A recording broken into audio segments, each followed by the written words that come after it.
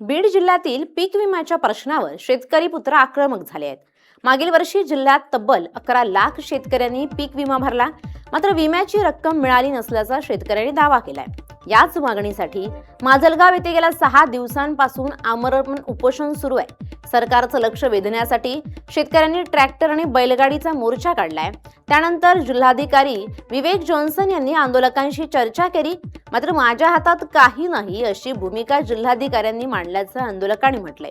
मुख्यमंत्र्यांनी आश्वासन दिलेलं 17,500 रुपये पीक विम्याच्या स्वरूपात द्यावेत अशी मागणी आंदोलकांनी केली आहे। पासून बीड जिल्ह्यातल्या पीक विम्यासाठी आमचे जागर प्रतिष्ठानचे शिलेदार विशाल जाधव हे माजलगाव इथे आमरण उपोषण करत आहेत। आज उपजिल्हाधिकाऱ्यांच्या माध्यमातून जिल्हाधिकारी साहेबांसोबत आमची बैठक झाली।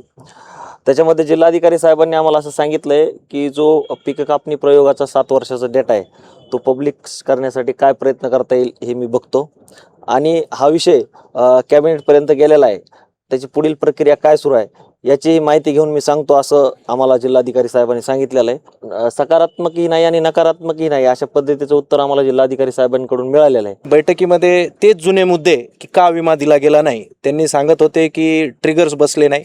एक तर मुळात DLIC कमिटीचे अध्यक्ष असताना त्यांना विम्यामधली फारशी माहिती असं मला वाटत नाही आणि ट्रिगर्स हा विषय बोलत होते। रिस्क कमी झालेलं आहे तर ट्रिगर्स हे रिस्क डिफाईन करतात। ट्रिगर्स खराब होण्यानं किंवा रद्द होण्यानं फार काही नाही, तर रिस्क रद्द केले